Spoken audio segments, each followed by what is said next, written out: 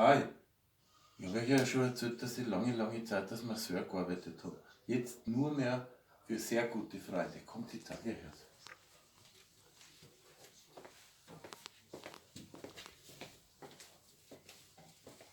Ja, Pulli, servus. Du bist ja mein Massagecoder. Du bist ja mein guter Freund, du kriegst die besten Massagen.